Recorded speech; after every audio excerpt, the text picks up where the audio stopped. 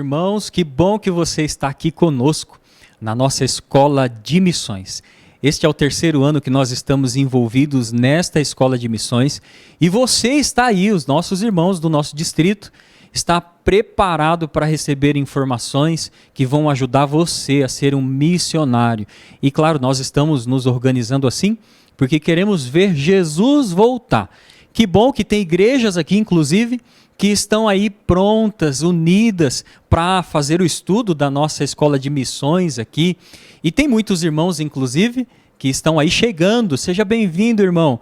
Participe conosco aqui no chat, coloque aí as suas impressões das aulas que nós vamos ter aqui nessa escola de missões e não deixe ninguém de fora, claro, eu quero contar aí com os nossos anciãos, também como os nossos diretores do Ministério Pessoal, para lembrar aqueles nossos alunos que nós estamos aí já online aqui neste sábado na nossa escola de missões. É claro, antes de nós irmos para a parte importante aqui da escola de missões, eu quero lembrar algumas coisas para você. Você tem aí o seu material, meu irmão, na mão, e você não pode deixar de ter um papel, a caneta, para você anotar cada uma das coisas que vão ser apresentadas aqui nestas duas aulas. Sempre assim, na nossa escola de missões, e hoje nós temos dois convidados muito especiais, e eu tenho certeza que Deus vai abrir o seu coração com o conteúdo que eles querem trazer aqui para você neste sábado. Então, meu irmão, fique atento. Não perca nenhuma das nossas escolas de missões. Inclusive, é esse módulo aqui, juntamente com os dois próximos módulos, vai trazer um benefício para você, do seu conhecimento. Não se esqueça disso. Queridos irmãos, que bom que nós estamos avançando. E hoje nós temos aqui dois convidados muito especiais.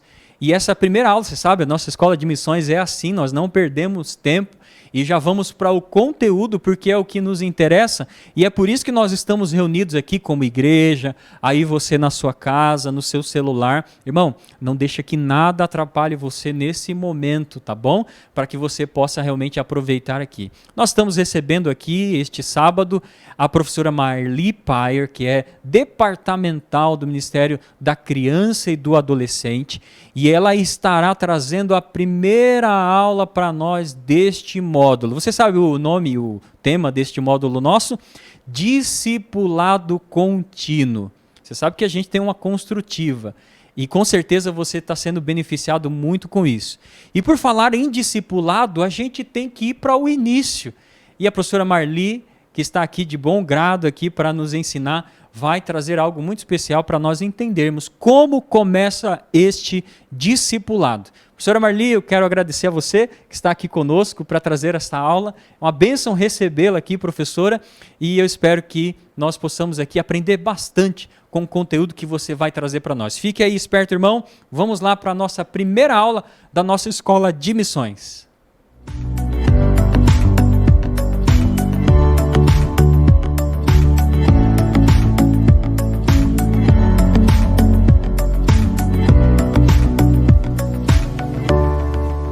Olá, queridos irmãos do Distrito de Realeza. É uma alegria poder participar com vocês de mais uma aula da Escola de Missões. Então, você que está em casa ou na igreja, anote, pega uma caderneta, uma canetinha, porque hoje nós vamos falar sobre temas muito importantes. Qual é o tema? Discipulado contínuo, vivendo o que se ensina. Recentemente, eu vi uma reportagem, um artigo da Associação Geral, onde dizia que 65% dos membros que abandonam a igreja estão na faixa etária de adolescência e a juventude. Por isso nós falamos hoje, queremos falar para você hoje sobre essa importância do discipulado, porque nós acreditamos ser uma das maneiras mais eficientes para ajudar essa geração a amar a Deus, amar a palavra do Senhor. Por isso, uma das ênfases também da Associação Geral está relacionada às novas gerações. Queridos líderes, nós temos uma grande responsabilidade. Uma grande responsabilidade que Deus colocou em nossas mãos. Porque vai chegar o tempo em que as nossas crianças, os nossos adolescentes, os nossos filhos vão se levantar para proclamar a mensagem. E sabe quando vai acontecer isso? quando nós não conseguimos mais fazer.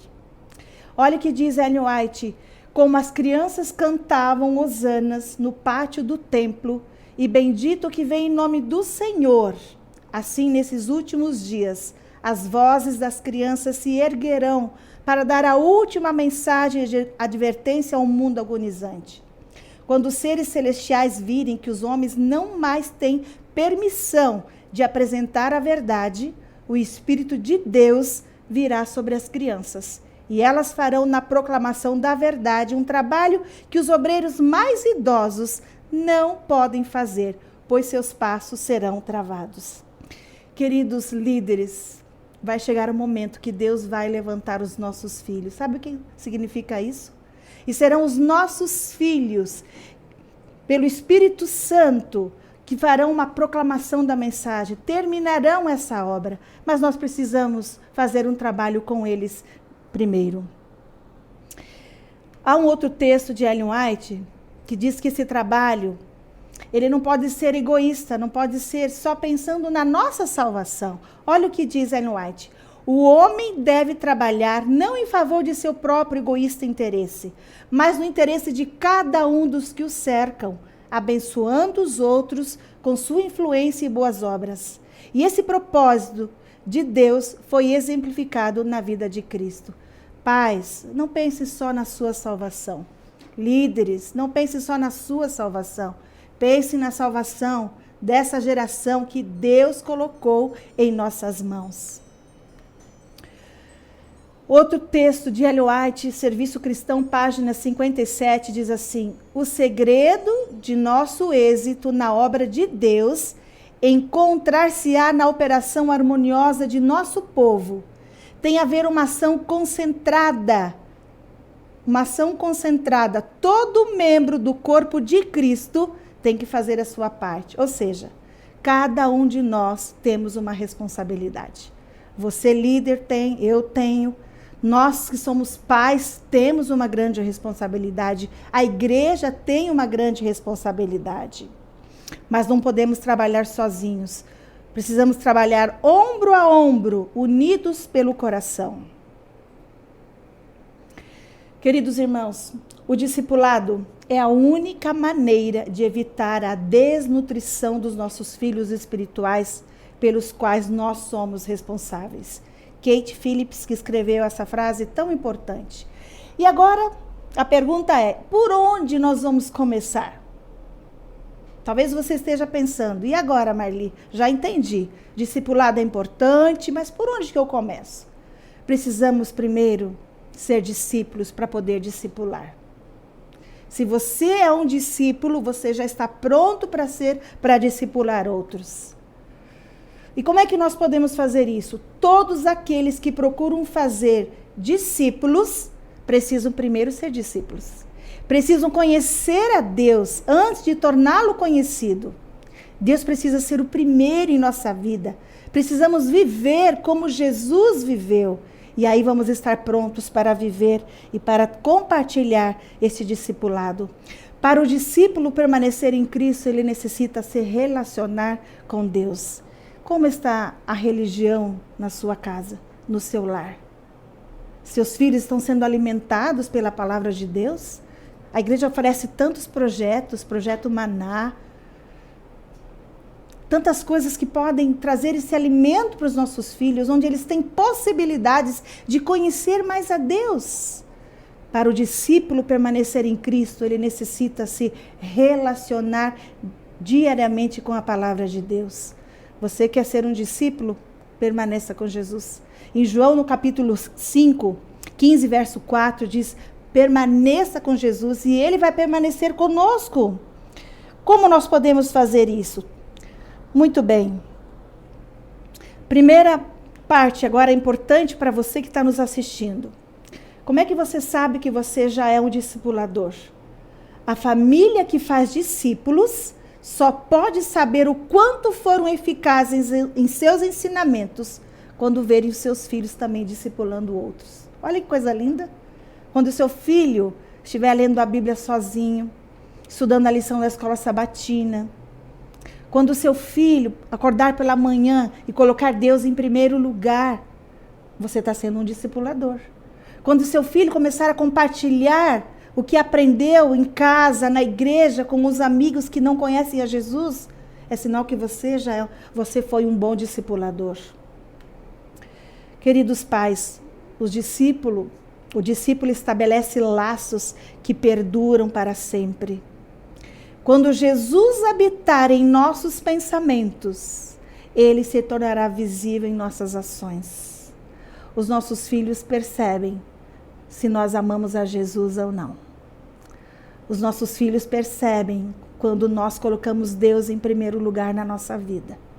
Os nossos filhos percebem quando nós somos cristãos de verdade na nossa casa, no dia a dia. Por isso, você já entendeu. Se você se tornou um discípulo, agora você está pronto para cumprir a missão, para ser um discipulador da sua família. George Barna, um pesquisador americano, ele fez várias pesquisas. E um dos seus livros, ele escreve o seguinte, ele afirma que os pais precisam ensinar seus filhos a serem campeões espirituais. Eu achei tão interessante essa maneira, essa frase, campeões espirituais. E o que é um campeão espiritual? São aqueles que abraçam a Jesus como seu salvador pessoal. São aqueles que aceitam a Bíblia como verdade e guia. São aqueles que obedecem à palavra de Deus, que buscam continuamente aprofundar seus relacionamentos com Deus. Isso é um campeão espiritual. Será que nós estamos formando campeões espirituais? Será que os nossos filhos já são esses campeões espirituais? Porém, ele afirma o seguinte, que a maioria dos pais não estão preparados para cumprir o seu papel. Estimados líderes, educar essa geração, criar filhos, é algo que acontece na linha de frente da batalha espiritual. E as pesquisas de George Barna apresentam uma parte muito interessante. Ele diz assim, que a batalha está vencida ou está perdida por volta dos 13 anos de idade. Ou seja, nós temos um espaço de 0 a 13 anos para ensinar os nossos filhos a amar a Deus, amar a palavra do Senhor. E às vezes nós achamos assim, mas de 0 a 13 anos, gente, passa muito rápido. Você que tem filho sabe, passa muito rápido. Nós não podemos perder tempo, por isso, seja o discipulador da sua família. Precisamos criar filhos que conheçam, que amem e que sirvam a Deus de todo o coração. Ellen White mesmo escreveu que as lições que a criança aprende durante os primeiros 7 anos de vida têm mais a ver com a formação do seu caráter do que tudo que ela aprende em anos posteriores. Talvez você esteja pensando, líder, né? Meu filho já passou dos 13 anos. Nunca é tarde para recomeçar. Onde Jesus está, ele faz mudanças, sim. Há uma transformação na nossa vida, na vida do nosso lar, da nossa família. Mas precisamos convidar Jesus para ser o centro dessa casa. Olha o que diz Ellen White, o Lar Adventista, página 182. As influências educativas do lar são uma força decidida para o bem ou para o mal. São, em muitos sentidos, silenciosas e graduais, mas sendo exercidas na direção devida, tornam-se fator de grande alcance em prol da verdade e justiça. Se a criança não é instruída corretamente, agora, gente, isso aqui é muito importante, ali Satanás a educará por meio de fatores de sua escolha. Eu fiquei até arrepiada com esse texto. Nós não podemos deixar Satanás fazer o trabalho que nós deveríamos fazer. O que podemos fazer. Não é só deveríamos, que podemos fazer. Deus está nos dando essa oportunidade. Quão importante, pois, é a escola do lar. Culto familiar. Como está o culto na sua família?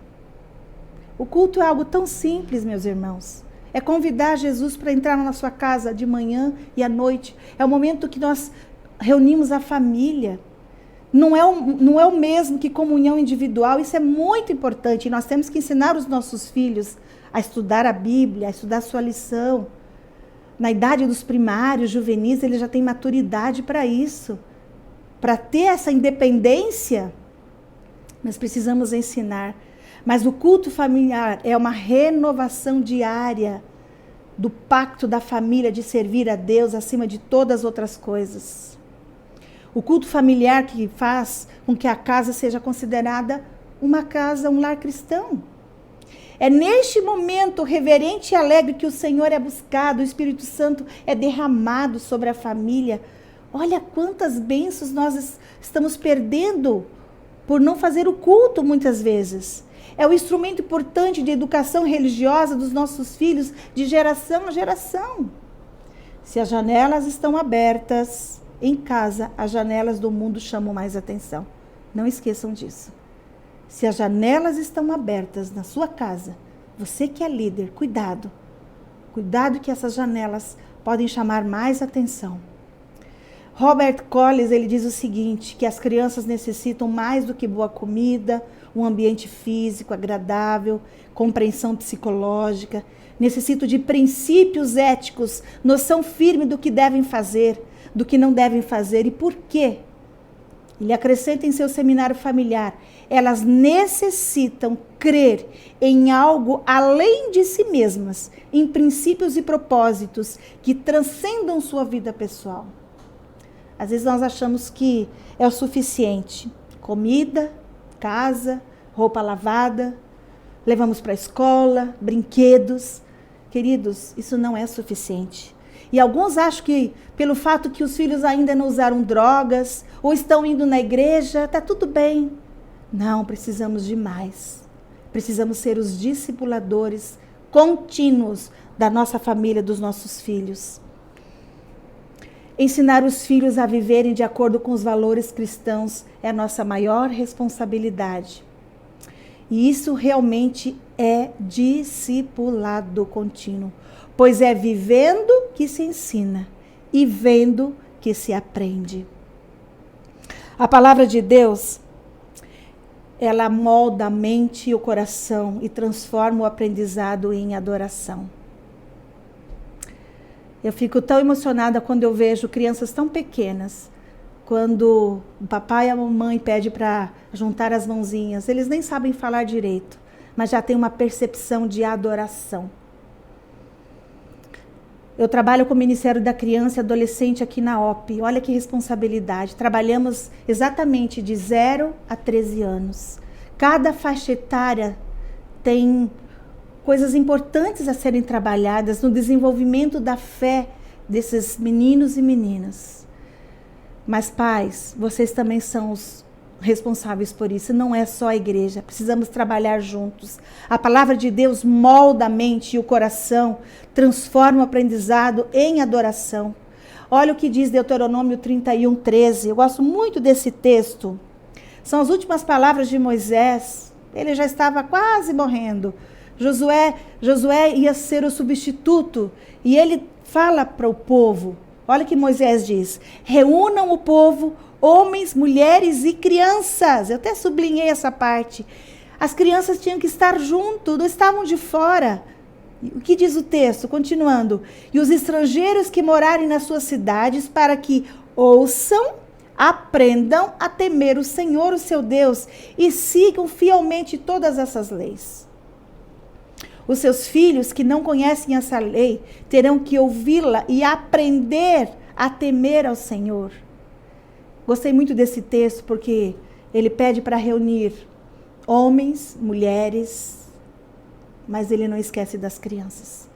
Pais, líderes da igreja, nós temos uma missão de ajudar essa geração a amar a Deus, a amar a palavra do Senhor, para quando eles estiverem, talvez na faculdade, em lugares onde eles vão poder testemunhar, eles vão continuar firmes, porque foram ensinados, foram discipulados. Dona Rabnit é uma doutora em educação, ela diz assim, construir crianças é melhor do que reparar adultos. E é verdade. Então, você que tem filho pequeno, vamos construir. Vamos ajudar essas crianças. Você que já tem filhos maiores, não perca a esperança, continue. Se você já tem filhos que estão envolvidos na igreja, continue incentivando-os. Mas lembre-se que esse discipulado não pode parar. A família é a primeira responsável pela educação espiritual do ser humano. A nossa líder, Gláucia Corquisco, ela é líder do Ministério da Criança e Adolescente da Divisão Sul-Americana. E ela disse uma frase muito interessante. Ela diz o seguinte: criar filhos é a arte de lidar com o inesperado, sem perder de vista o desejado, que é o céu. Interessante, né? Vou ler de novo. Criar filhos é a arte de lidar com o inesperado, sem perder de vista o desejado. Exatamente isso. O céu é o lugar onde nós queremos ir com toda a nossa família. Bom, vimos aqui um grupo, família como sendo a primeira responsável nesse discipulado. E a igreja? A igreja também tem um papel muito importante. Ter um ambiente adequado para receber nossas crianças, nossos alunos de 0 a 13 anos, os jovens, um lugar apropriado para recebê-los cada sábado. Professores bem preparados, isso é o papel da igreja. Professores conselheiros, intercessores, preparados para oferecer o melhor para essa geração. Envolvimento das crianças, juvenis, adolescentes nos projetos da igreja, no louvor, na pregação, na recepção. Vamos envolvê-los na entrega de livros. Temos tantos projetos que a igreja trabalha. Vamos envolver essa geração. Cultos bem planejados, com sermões bem preparados, para que eles possam, ao ouvir, tomar decisões importantes ao lado de Jesus. Queridos líderes, a igreja tem um papel muito importante na construção espiritual da nova geração. Mas a família também tem uma grande responsabilidade, uma responsabilidade fundamental na salvação deles. E eu quero agora fazer um chamado para vocês. A Associação Geral tem falado muito sobre essa frase: eu vou, eu vou, I will go. Você já ouviu muitas dessas frases. E em português, eu vou, que quer dizer o chamado que Deus está fazendo para nós. E qual é a nossa resposta? Jesus está chamando a você e a mim para fazer parte da equipe do Senhor para salvar essa geração. O discipulado contínuo ajuda a alcançar mais filhos para o reino dos céus. Que Deus abençoe você nessa nobre tarefa. Não estamos sozinhos. Temos o nosso Salvador Jesus Cristo. Temos o Espírito Santo que nos capacitará para preparar essa geração. Para quando Jesus voltar, possamos dizer: aqui estão, Senhor, os nossos filhos. Que Deus abençoe a todos. Amém.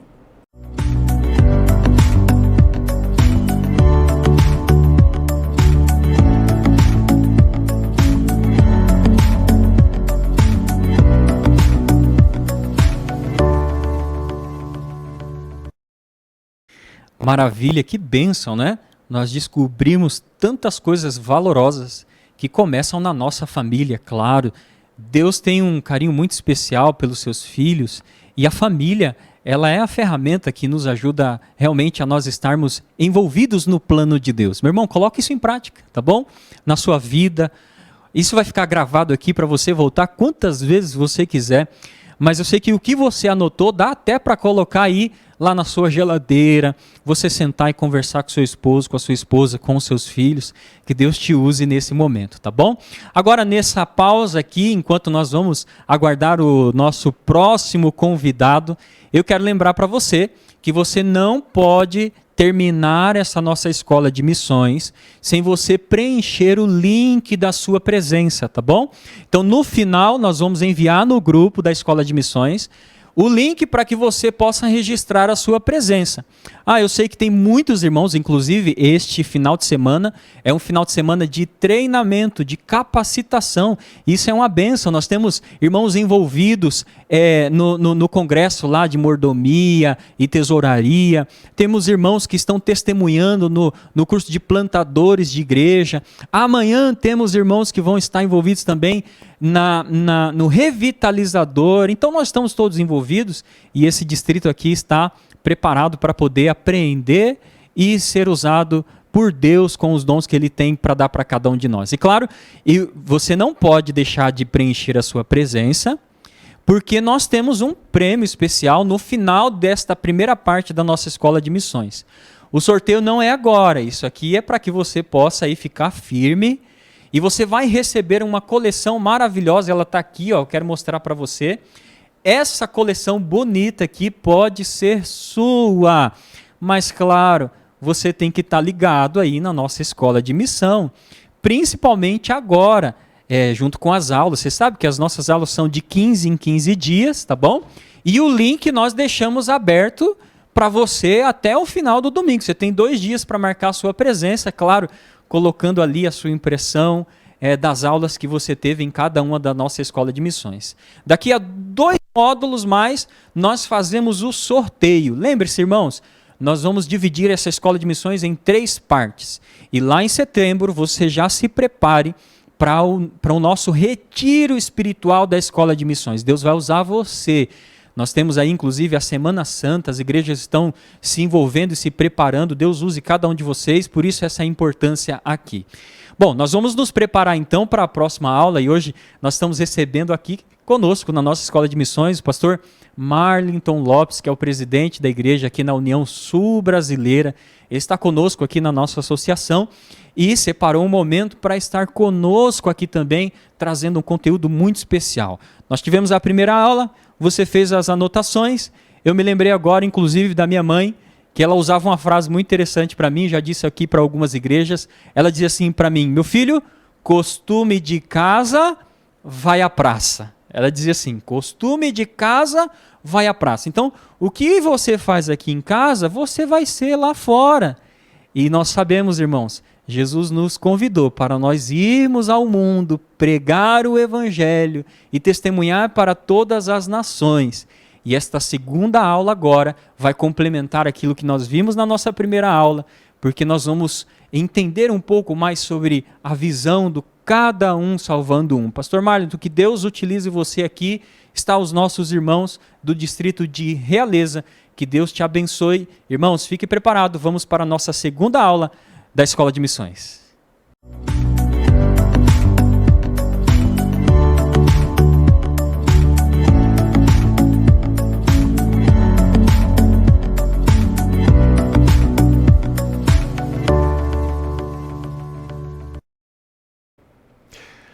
Olá, queridos irmãos do Distrito Realeza. É uma alegria muito grande para mim aceitar o convite do pastor Henrique para falar para você, aluno desta Escola de Missões. Eu quero, em primeiro lugar, parabenizar esse distrito, parabenizar o pastor, parabenizar você que aceitou o desafio.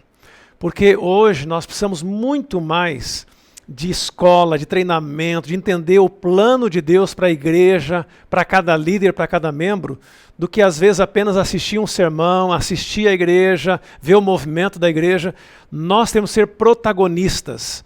E Deus tem uma missão diferente para a igreja dos últimos tempos do que esteve para as igrejas anteriores.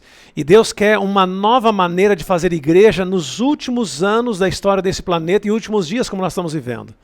Se há alguém que não tem dúvida de que chegou o tempo da volta de Cristo, é a sua e a minha geração. Guerras, enfermidades, tudo nos dizem, chegou a hora. A pergunta é, estamos prontos para esse momento final? Entendemos que esta é a ordem de Deus de nós envolvermos cada membro no programa de salvar pessoas?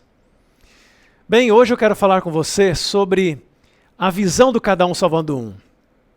E minha pergunta para você é, se você entende esta visão e você está participando desta visão. Você sabe que esta visão, cada um salvando um, ela é bíblica. Ela está margeada em todas as páginas da Bíblia. Eu tenho aqui, por exemplo, no meu computador, pelo menos um texto de cada livro da Bíblia que fala desse conceito de cada membro dedicar os dons para salvar alguém.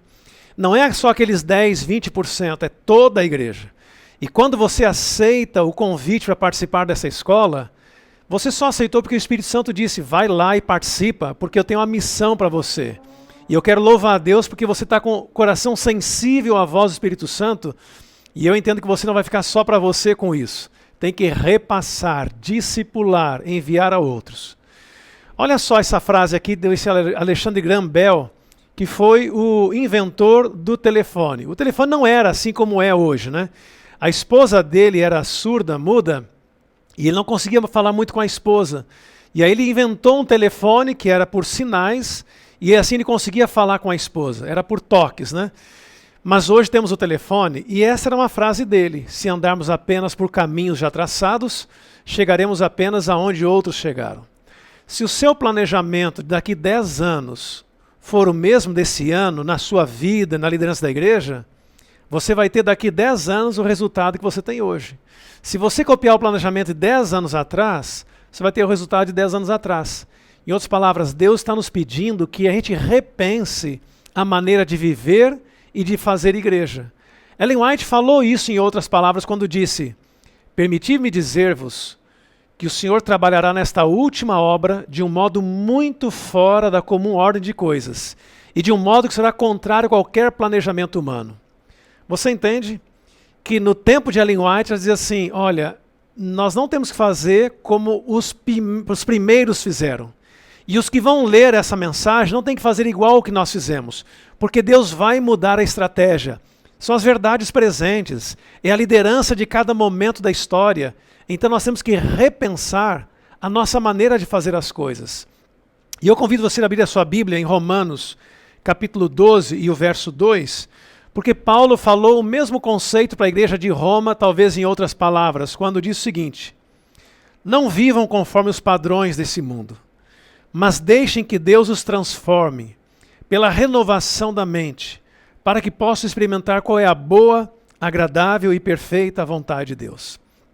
Querido membro, líder, entenda que Deus está dizendo assim: olha, a gente acaba se acomodando porque todo mundo faz, porque eu sempre fiz assim, porque assim eu já sei que dá resultado. Deus está dizendo assim: sim, dá resultado e crescer 1, 2% ao ano, mas eu quero 30%, 50%, 100% ao ano. Não é com esses índices que nós vamos chegar onde Deus quer que cheguemos nessa geração. E aí ele diz: olha, você quer saber? Procure saber qual é a boa, agradável e perfeita vontade de Deus. Deus tem um plano para a sua e para a minha vida.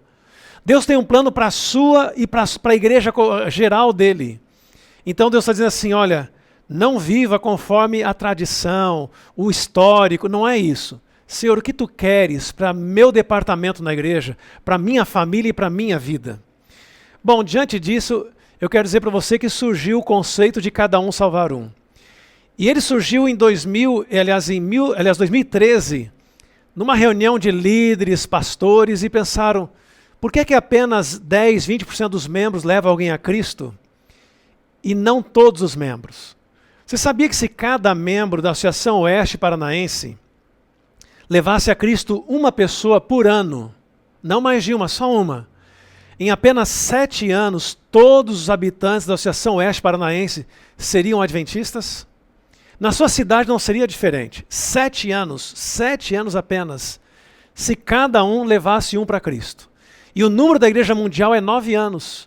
Se todos os 22 milhões de adventistas ganhassem um para Cristo por ano e discipulassem para esse que ele ganhou levar um para Cristo no ano seguinte, em 9 anos o planeta Terra seria adventista. Então você vê que não está tão longe. Qual é o segredo? Cada um salvar um. Cada um descobrir o seu dom e dedicar a Deus. Eu queria fazer uma pergunta para você nesse momento. O que é que muda em sua liderança e em sua vida esta visão de cada um salvar um? O que você acha que deveria repensar? Bem, eu quero mostrar 10 conceitos para você. Alguns envolvem o pastor, outros envolvem o líder, outros envolvem o membro. Eu quero que você veja o pacote como um todo para entender: Senhor, é isso então? Se eu sou pastor, é isso. Se eu sou líder, é isso. Se eu sou um pai, uma mãe, é isso. Se eu sou um jovem, o que é que tu queres da minha vida? E você vai ver o pacote como um todo. Vamos lá? Eu quero que Ellen White diga para nós o que é que Deus tem para a igreja dos últimos tempos. 10 conceitos de Ellen White. Primeiro, que o pastor seja mais um mestre. E olha o que ela escreveu: nossos pastores frequentemente fazem o trabalho sozinho, põe a mão na massa, quando deveriam educar a igreja, os outros, para compartilhar a responsabilidade pela causa. O trabalho do ministro deve ser o trabalho de um professor. professor. Lamentavelmente, essa atividade foi negligenciada e o resultado é que muito do que poderia ter sido feito, alcançado, fica por fazer. Membro, líder, entenda. Esse trabalho aqui que o pastor Henrique está fazendo é o trabalho por excelência de um pastor. Ensinar a igreja, treinar a igreja, ser professor. Eu falei aos pastores aqui essa semana na associação de que nós deveríamos até no sábado de manhã treinar a igreja. Temas bíblicos, cristocêntricos, mas não é só sermão, não tem que ser só sermão, treinar a igreja. O pastor, ele é pastor quando está treinando, porque ele tem que ensinar os membros a fazer o trabalho, a descobrir os dons e assim por diante. Então, se você acha que o papel do seu pastor é só pregar, é só visitar, é só atender as necessidades da igreja, é só administrar, saiba que o principal papel do pastor é esse que o pastor Henrique está fazendo aqui. É treinar, capacitar, ensinar os irmãos para o trabalho da pregação do Evangelho.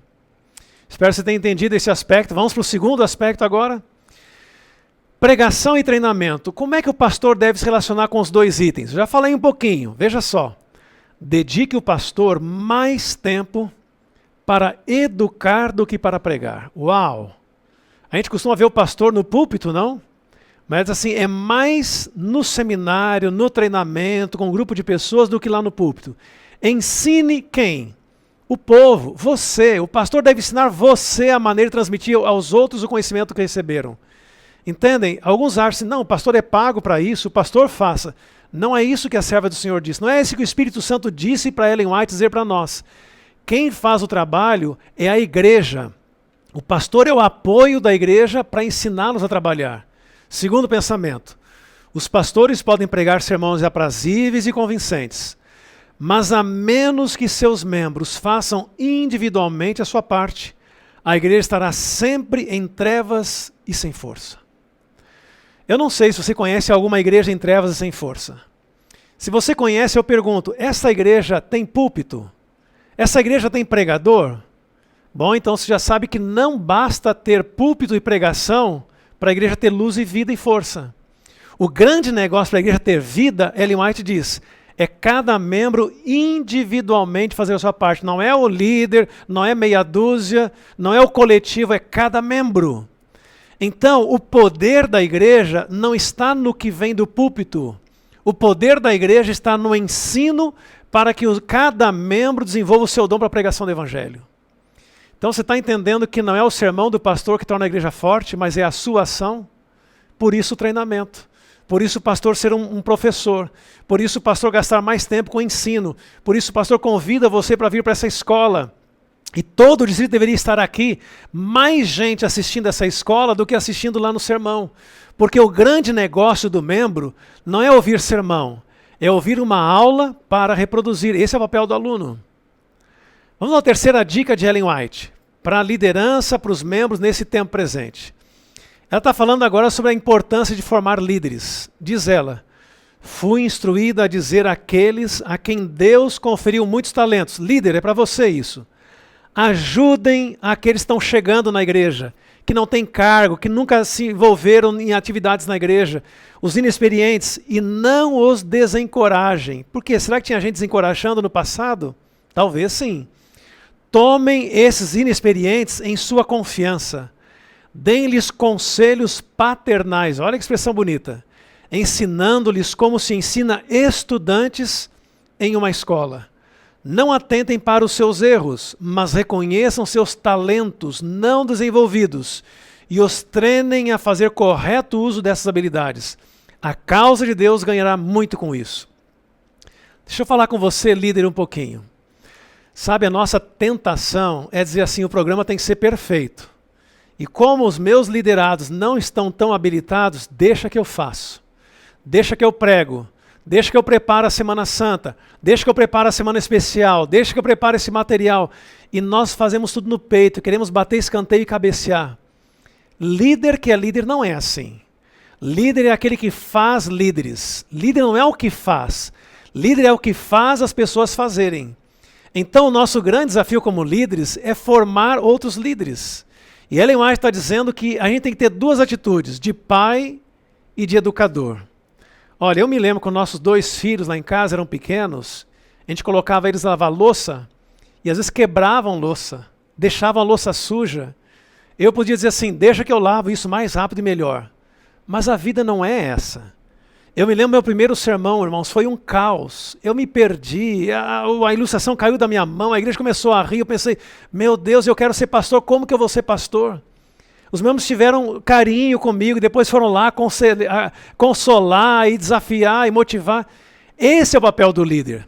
Nós somos medidos pelo número de sucessores que nós deixamos na igreja. Cada líder da igreja deveria ter discípulos. O ancião devia ter 2, 3 jovens, juvenis, adolescentes apoiando, o tesoureiro, o secretário, o diácono, o diretor da escola sabatina, todos os cargos, diretor de jovens, de mídia, de som, de recepção, todo mundo. Se você é líder, adote jovens, juvenis, novos membros, inexperientes, como Ellen White diz, e traga para você discipular essas pessoas. Você vai multiplicar a sua liderança. Você vai fazer ações, mas vai envolver pessoas, e nós somos líderes de pessoas e não de coisas ou projetos. Líderes, estamos juntos? Vamos em frente. Qual é o 4º desafio da irmã White para a nossa geração? É uma ênfase ao que eu já falei agora, é fazer o povo fazer. E agora é para todos os líderes de novo, aqueles a cujo cargo se encontram os interesses espirituais da igreja, esses devem formular planos e meios pelos quais se dê a todos os seus membros alguma oportunidade de fazer uma parte na obra de Deus. Nem sempre isso foi feito em tempos passados. Não foram bem definidos nem executados os planos para empregar os talentos de cada um em serviço ativo. Poucos há que avaliam devidamente quanto se tem perdido por causa disso. É mais uma mensagem para você, líder. Ellen White está dizendo assim que o nosso papel é achar atividade para cada membro. Então, diretor de jovens, a pergunta é, quantos jovens você envolve? Diretora do Ministério da Criança, seja juvenil, seja adolescente, seja hall, seja jardim, quantos você envolve? Se você dirige o Ministério da Mulher, quantas mulheres você está envolvendo? Não meça a sua liderança por aquilo que você faz, porque o papel do líder é fazer os liderados fazerem. Não parece estranho isso? Mas a serva do Senhor trouxe isso para nós, não é uma escolha nossa. O papel do pastor é fortalecer os líderes. O papel dos líderes é fortalecer a igreja. E o pastor também fortalece cada membro. E quando a igreja toda se envolve, a história vai ser outra. Vamos em frente. Qual é a 5ª dica de Ellen White para a igreja no século 21? Todo crente. Qual é a expressão? Todos. Não é 90%. Todo crente deve estar inteiramente comprometido com a igreja. Inteiramente. A igreja é meu centro da vida. A prosperidade da igreja deve constituir-lhe o primeiro interesse. E a menos que esse membro se sinta sob sagradas obrigações de tornar sua ligação com a igreja mais um benefício para a igreja do que para si mesmo, a igreja passará muito melhor sem ele. Bom, não sou eu que estou escrevendo isso. Conselho sobre a igreja... Conselhos para a igreja, página 60. Ellen White está dizendo que quando a gente entra para a igreja, não é para ser um chupim, para todo mundo agora me atender, pastor me visita, ancião me visita, todo mundo vai lá em casa, todo mundo me atende, e agora eu preciso mais, eu preciso mais. E isso são algumas denominações por aí que dizem que você é o centro da vida. Não é assim. A Bíblia fala muito sobre isso, né? Que a gente tem que renunciar a si mesmo, de que nós temos que tomar nossa cruz, que nós temos que nos humilhar. Na verdade, nós não podemos nos apoiar e puxar o braço do líder, nós temos que sustentar como Arão fez os braços de Moisés. Essa é a postura do membro. Na verdade, o pastor não existe para atender o membro. O membro e o pastor existem para a missão da igreja. O pastor existe para fortalecer o membro para o negócio desta igreja. Você entende que a nossa natureza é que todo mundo venha nos atender. Olha, eu estou com depressão, me ajude. Sabe que se você ajudar alguém que está com depressão, você se cura melhor da depressão. Ninguém me visita. Se você visitar alguém, você vai cobrir essa necessidade de ter que alguém visitando você. As pessoas mais felizes são aquelas que dão e não as que recebem.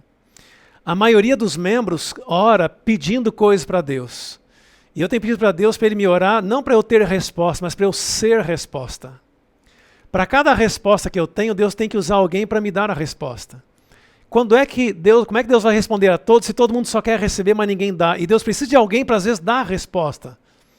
Nós devíamos orar muito mais para ser a resposta às orações de alguém do que para ter resposta nas orações. E quando a gente abençoa os outros, aí Deus abençoa a gente. Então o ponto aqui é cada membro tem que entender que o objetivo da sua presença na igreja é a igreja. É ajudar a igreja. É apoiar o pastor.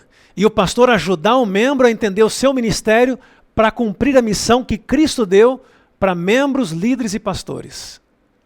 É forte, não? A igreja passa melhor sem essa pessoa. Porque alguns membros antigos querem papinha. E Deus diz assim, você agora é feijão com arroz.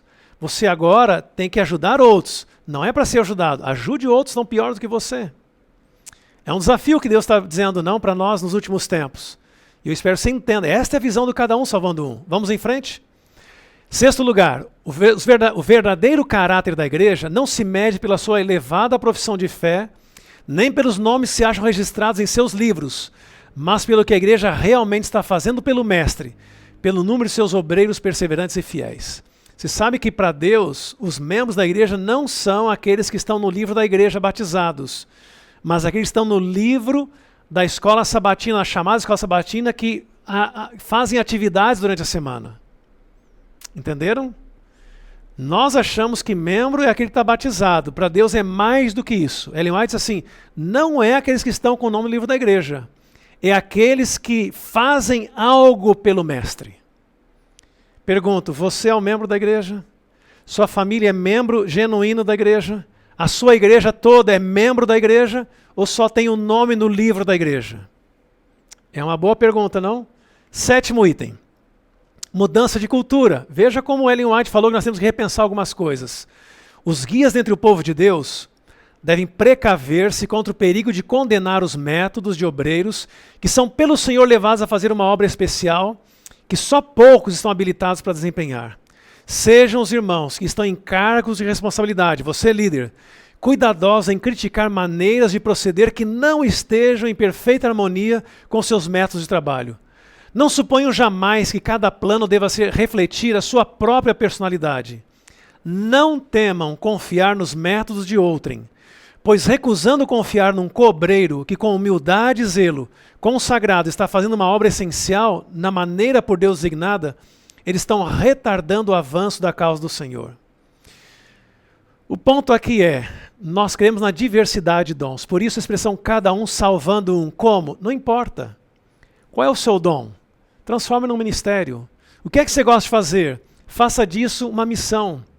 Então, em vez de ter 3, 4 dons na igreja, nós vamos ter 20, 30, não importa.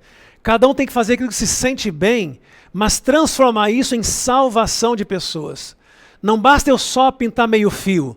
Não basta eu só entregar cesta de alimentos. Porque essa pessoa vai para o céu de barriga, aliás, para o inferno de barriga cheia. Nós temos que fazer disso um atrativo para levar as pessoas a Cristo. Jesus alimentava as multidões, atendia as necessidades, depois dizia, vem, segue-me. Mas respeitava os dons de cada um. E Paulo fala em muitos, em Romanos, em Éfeso, a respeito, e Coríntios, sobre os dons espirituais. E nós temos que respeitar os dons de cada membro também. Oitavo item. Testemunhos, capítulo 5, volume 5, página 555. Nossa grande necessidade hoje é a de homens que sejam batizados com o Espírito Santo de Deus. Perfeito. Homens e mulheres que andem com Deus como Enoque. Não precisamos de homens e mulheres que tenham visão estreita, que restringam a obra em lugar de expandi-la, ou que sigam o lema, religião é religião e negócio é negócio. Necessitamos de homens e mulheres e jovens e crianças que tenham sólidas perspectivas, que possam compreender a situação e raciocinem da causa para o efeito. O que é que ele mais está dizendo aqui? É que a gente tem que avaliar a igreja, a gente tem que repensar a igreja, a gente tem que estudar, A gente tem que analisar o cartão da escola sabatina. A gente tem que analisar o relatório trimestral da igreja. A gente tem que levar isso para a comissão da igreja trimestralmente e ver como é que está tal departamento. E aquele outro, por que cresceu, por que não cresceu? No PGL, cada professor levar a sua chamada e dar um relatório. Olha, aqui estou bem, o que eu faço para melhorar esse índice? Poucos irmãos estudam, poucos irmãos estão na missão. O que eu faço para colocar mais membros no estudo bíblico? Isso é o que a Ellen White falou assim, analise da causa para efeito. Por que aquela unidade vai melhor do que a minha? Por que vai melhor ou pior do que a minha? Qual é a causa? Ela chega a dizer assim que você não pode separar negócio de igreja. Ela não está falando que a igreja é um negócio. Mas é porque você tem que analisar, não é simplesmente fazer e deixa com Deus o resultado. Como é que eu posso tirar mais de menos? Como é que eu posso potencializar os dons da igreja? Líder, pai, todos nós temos que pensar isso com relação à família, com relação à unidade da escola sabatina, com relação ao meu departamento, à minha vida pessoal. 9º item. Deus poderia haver realizado o seu desígnio de salvar pecadores sem o nosso auxílio. Deus podia ou não podia salvar o planeta Terra sem a igreja? Claro, os anjos podiam vir em um segundo fazer tudo no nosso lugar. Mas, a fim de nós desenvolvermos caráter semelhante ao de Cristo, nós precisamos partilhar de sua obra. A fim de participar da alegria de Cristo, a alegria de ver pessoas redimidas por seu sacrifício, nós, membros da igreja, devemos tomar parte em seus labores para a redenção delas. Eu espero que você tenha entendido isso. Deus não precisa do meu dinheiro, Deus não precisa do meu talento, Deus não precisa da minha vida, nem precisava ter me criado. Mas por que Ele fez isso? Por amor. Me criou por amor. E Ele sabe que se eu não me envolver na salvação de outros, eu vou morrer espiritualmente. Ele sabe que se eu não der o meu dinheiro, eu vou ficar avarento. O único remédio para a minha avareza, que eu nasci com ela no coração, é quando a salva passa na minha frente. Aquilo é um remédio. Não é que a igreja precisa, é que eu preciso. Mesmo que não houvesse necessidade da igreja, eu tinha que continuar ofertando e dizimando, porque eu preciso disso. Mesmo que o anjo fizesse todo o trabalho, eu precisaria estar trabalhando, porque senão eu morro na fé. Eu preciso desse envolvimento. Deus podia ter dito para Noé, olha, sobe o Monte Ararat com a família e alguns animais, não precisa construir a arca, eu vou mandar água até um limite do morro e você vai estar livre. Então só fica lá esperando. Por que Deus não disse isso para Noé? Ele mandou construir uma arca, e a arca que levou Noé e a família para lá. Porque talvez Noé não sobrevivesse com os filhos se ficasse inativo enquanto a chuva não vinha. Irmãos, nós precisamos, e Ellen White diz assim, para burilar o nosso caráter. Então, não entenda que quem entrou na igreja está salvo, não é isso. Nós precisamos viver a vida cristã como gratidão, falar aos outros o que Cristo colocou em nosso coração. Não é só por causa dos outros, também, mas porque a minha salvação precisa disso. Não é salvação pelas obras, mas é salvação pela gratidão através das minhas obras. E o 10º item que eu quero apresentar a você é um texto que nós usamos muito na União Sul, que diz assim, o grande derramamento do Espírito de Deus, que nós mais clamamos pela chuva serôdia, é ou não é? Quando é que vai acontecer? Que ilumina a terra com a sua glória, ele não ocorrerá sem que tenhamos um povo esclarecido, que conheça por experiência o que representa ser cooperador de Deus. Quando tivermos uma consagração completa de todo o coração, para quê? Para o serviço de Cristo, Deus reconhecerá esse fato mediante um derramamento sem medida do seu Espírito. Mas esse derramamento não ocorrerá enquanto a maior parte dos membros da igreja não forem cooperadores de Deus. Irmão, você não clama pela chuva serôdia? Então eu vou dizer assim, a chuva serôdia está dependendo do envolvimento da maior parte dos membros. Então não fique clamando a Deus de algo que você pode fazer, que é se envolver. Você, líder, quando está ali nas madrugadas, Senhor, que a chuva serôdia desça, saiba que Deus é assim, sim, eu quero mandar a chuva serôdia, mas primeiro, a maioria da igreja tem que ser cooperadora de Deus. Só que na igreja adventista, 10, 20, 25% dos membros são cooperadores, e é por isso que a chuva serôdia não veio ainda. Nós já temos a chuva temporã, recebemos ali no batismo, por volta do batismo, né, os dons espirituais, mas poucos membros usam esse dom. Quando a maior parte dos membros usar esse dom espiritual, Ellen White diz assim que virá a chuva serôdia, que fará o que nós não conseguimos fazer, entrará em corações que nós não conseguimos chegar. Então o grande desafio da liderança é, precisamos de mais membros, cada um salvando um, Cada membro, cada juvenil, cada jovem, não importa a minha idade biológica, minha idade espiritual, não importa o dom, eu tenho que me envolver para a salvação de pessoas. 10 desafios. E eu quero resumir. O pastor deve ser um educador. Deve ensinar mais do que pregar. E aceite o pastor lá no púlpito ensinando. Não vá reclamar disso. Os líderes devem formar novos líderes. Mais líderes, mais líderes. Peguem os jovens para isso. Devemos fazer o povo fazer, não é o líder fazer sozinho. Envolver os membros da igreja no trabalho. Ampliar os discipuladores, né? Não apenas fazer, mas quem é que eu discipulo? Meu filho, um jovem. Apoiar os dons dos membros. Deixa cada um usar o seu dom. Analisar da causa para o efeito. Nós temos índices para analisar da causa para o efeito. Desafiar cada membro a cada ano levar um para Cristo. Eu tenho que descobrir o dom desse membro e apoiá-lo para ele ganhar um para Cristo. E finalmente envolver a maioria dos membros para que o Espírito Santo desça e possa haver a colheita final. Ver esse texto de Ellen White. Não deveria haver chamado para pastores ficarem cuidando das igrejas. Forte, não? Mas que o poder da verdade, doador de vida, impressione os membros a agir, levando-os a trabalhar diligentemente num eficiente trabalho missionário em cada localidade. Com a ajuda de Deus, a igreja deve ser educada e treinada a fazer um serviço eficiente. Então, quando você fica clamando, não, o pastor faz isso, o líder missionário, o obreiro bíblico, o portor, não, irmãos. Essa missão não é de pessoas pagas apenas. Não é das instituições, a Novo Tempo faz isso, a Casa Publicadora. Não é isso. A missão foi confiada aos membros e você e eu somos membros. Último pensamento.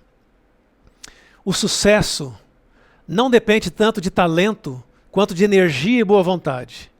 Não é a posse de esplêndidos talentos que nos capacita a prestar serviço aceitável, mas a conscienciosa realização dos deveres diários, o espírito contente, o interesse sincero e sem afetação no bem-estar dos outros. Na mais humilde sorte, pode ser encontrada a verdadeira excelência. As tarefas mais comuns, executadas com amorável fidelidade, são belas à vista de Deus. Querido membro dessa escola, querido líder, que Deus possa impactar o seu coração para entender se você é o membro, o perfil de membro que Deus quer para a última igreja dessa terra.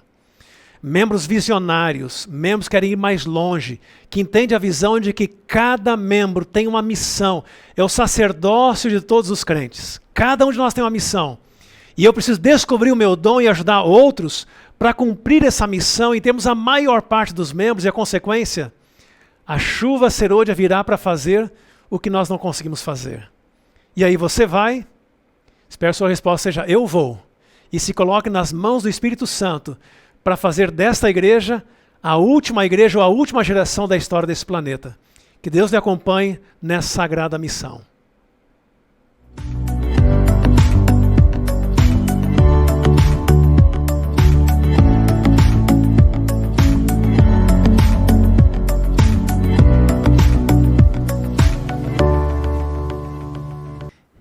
Que poderosa, né, irmão? Essa mensagem aqui, esse conteúdo que o pastor Marliton trouxe para cada um de nós.